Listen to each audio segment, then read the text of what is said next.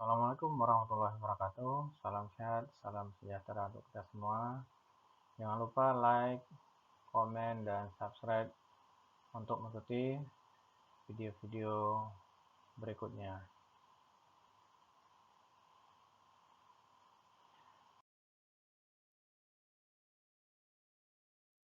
Kali ini kita akan membahas tentang ekologi manusia. Ya, di sini kita bisa menentukan apa beda ekologi manusia dengan ekologi hewan lainnya atau ekologi organisme lainnya.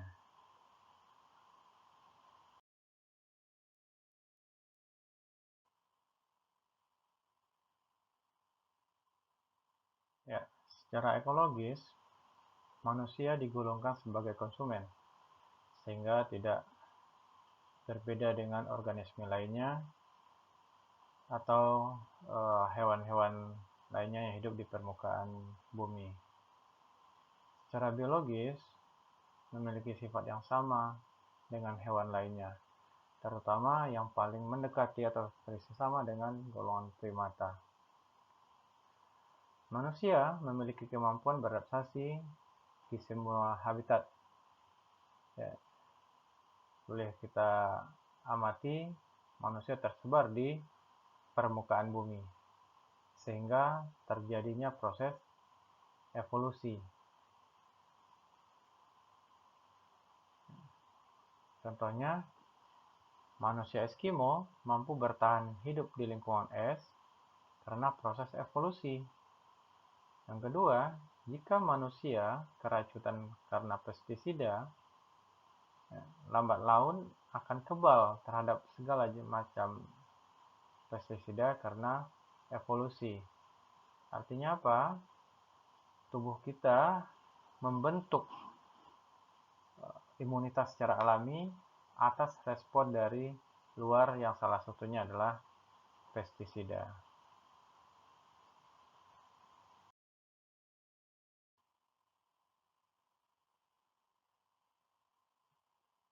Manusia digolongkan ordo primata dengan ciri-ciri sebagai berikut.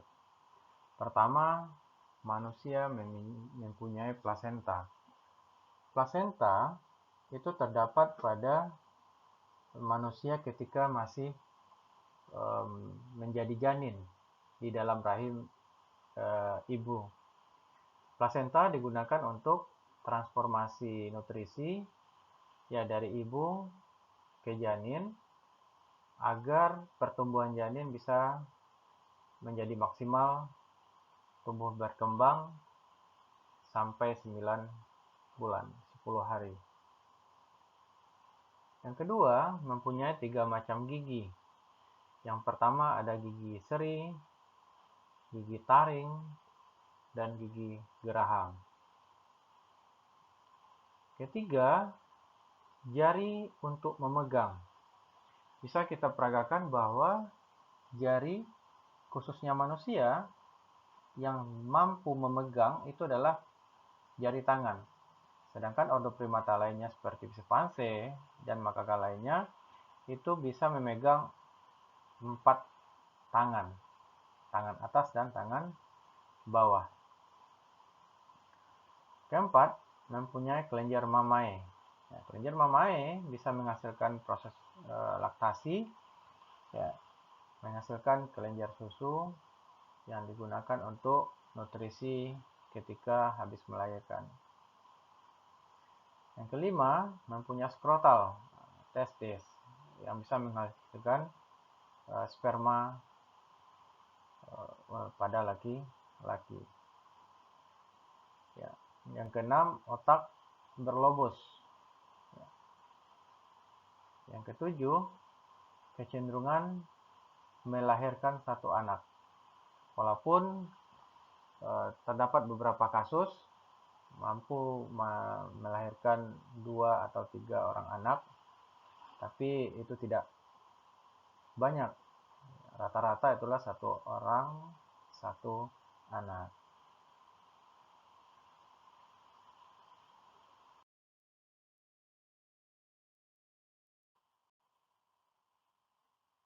Variasi morfologis Ya, pertama, variasi fenotip dipengaruhi oleh genetik dan lingkungan.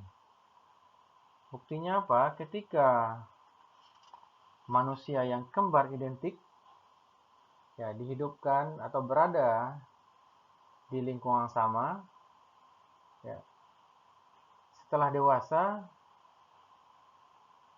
ya, itu hampir mirip. Itu berdasarkan penelitian. Tumbuh dan berkembang dan secara morfologis mirip. Sedangkan kembar identik ya dipisahkan pada lingkungan yang berbeda. Ya, pada akhirnya berdasarkan penelitian itu memiliki ciri-ciri yang jauh berbeda. Kenapa? Variasi tersebut dipengaruhi oleh lingkungan tempat mereka hidup dan dibesarkan. Yang kedua, variasi intraspesifik, isolasi geografis dan ekologis. Artinya apa? Setiap daerah manusia memiliki ciri-ciri yang berbeda yang dipengaruhi oleh topografi wilayah dan iklim atau lingkungan. Seperti kita lihat perbedaan orang Indonesia yang tubuhnya relatif kecil dibandingkan dengan orang Eropa, manusia Eropa, ya tubuhnya relatif besar. Apa yang menyebabkan itu adalah lingkungan tempat tinggal mereka.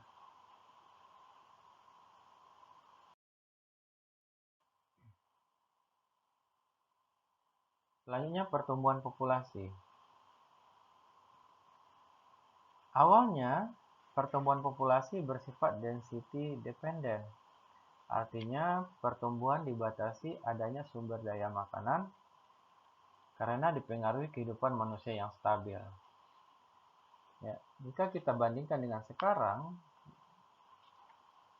zaman dulu ya ketersediaan makanan itu cukup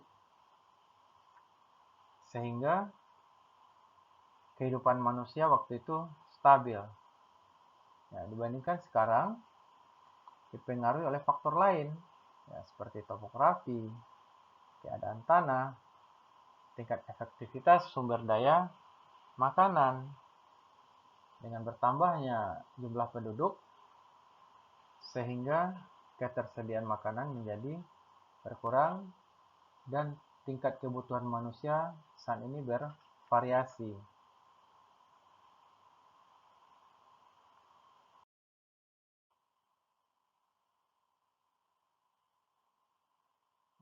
Selanjutnya, kenaikan dan penurunan populasi manusia merupakan akibat dari gabungan 3 faktor, yaitu kelahiran, kematian, dan migrasi.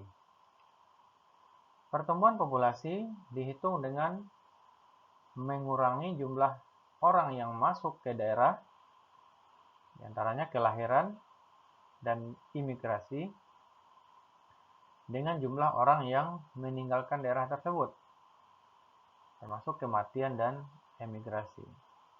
Kita lihat persamaannya pertumbuhan populasi sama dengan kelahiran dan imigrasi dikurang kematian ditambah emigrasi.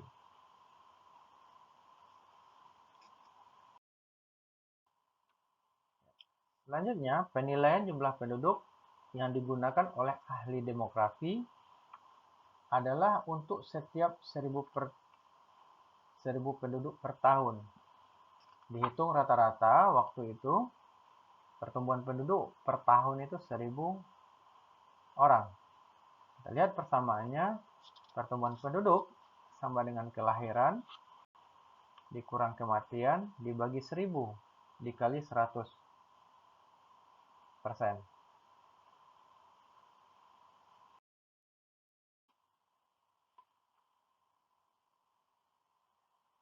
Angka kelahiran dipengaruhi oleh beberapa faktor, diantaranya yang pertama tingkat pendidikan dan kekayaan.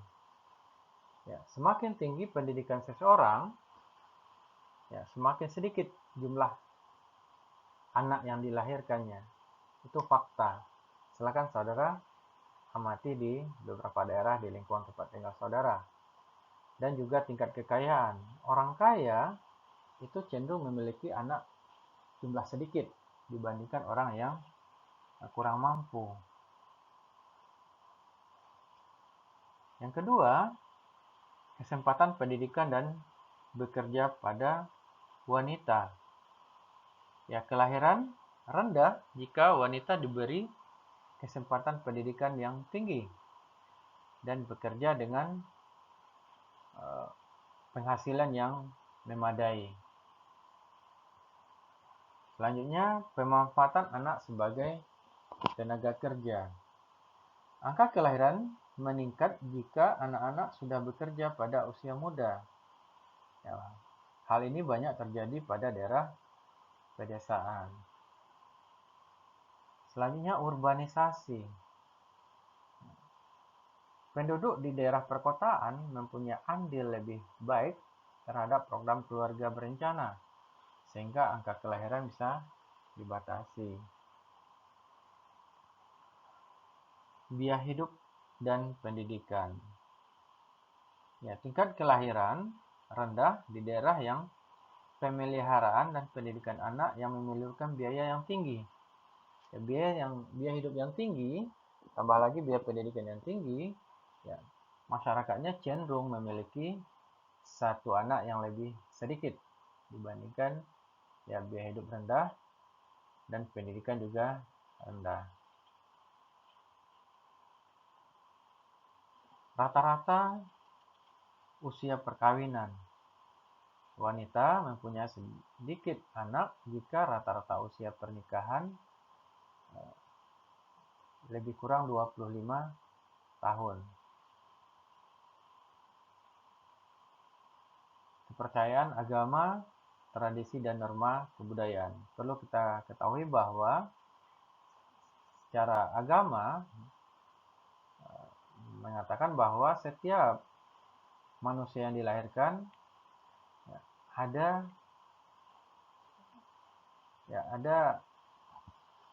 rezekinya. Kenapa? Setiap manusia yang dilahirkan ada rezekinya. Ya, terus ada tradisi dan norma kebudayaan. Ada beberapa suku bahwa anak laki-laki itu adalah penerus marga. Ya, makanya sebelum mendapatkan anak laki-laki, ya terus, ya, mudah-mudahan setelah anak dilahirkan lagi, ya, iming-iming mendapatkan anak sampai anaknya mendapatkan laki-laki dengan berbagai cara yang dilakukan. Selanjutnya, ketersediaan dan penggunaan metode pembatasan kelahiran. Inilah bagian dari program pemerintah, termasuk program keluarga berencana. Ya, demikian. Terima kasih.